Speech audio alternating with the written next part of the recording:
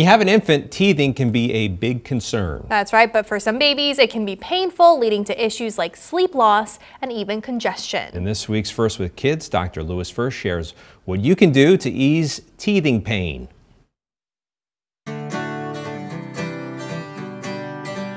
Parents have been asking me a mouthful of questions about what to do to help their baby get through teething. Well, let me bite into this topic and provide some information. Teething can begin as early as 3 months of age with some drooling and can continue until a child reaches 2.5 to 3 years of age, which is about when all 20 of the baby teeth have come in.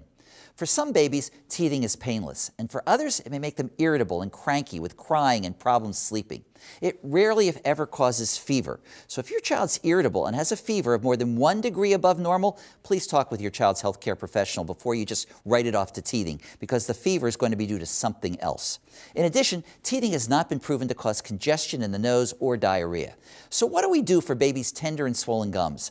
I recommend giving babies something to chew on, something that's big enough so baby doesn't swallow or choke, and something that can't be broken into smaller pieces. A wet washcloth or a rubber teething ring placed in the freezer for 15 to 20 minutes makes a great teething toy. But don't leave it in the freezer longer than that, or these objects may cause frostbite of the gums. If medication is needed for pain and discomfort, you can try acetaminophen, but avoid the teething gels for the gums, which can numb the back of the throat and affect a baby's ability to swallow. Don't put rubbing alcohol on the gums either, since both it and teething gels can get into the bloodstream and cause serious toxicity. Teething necklaces made of amber wood or silicone are choking and strangulation hazards and should not be used. Once a tooth emerges, wipe the gums with a clean, damp washcloth until the teeth are big enough to brush with an infant toothbrush. Once the tooth has fully appeared, a tiny amount of fluoride toothpaste the size of a grain of rice can be applied to the brush to keep those teeth clean and healthy. Remember not to let baby fall asleep with a bottle of milk or juice in their mouth. The sugar in these drinks can be great food for bacteria that will grow and in turn decay the teeth. Hopefully, tips like these will brush away all concerns you have when it comes to knowing a little bit more about your baby's teething.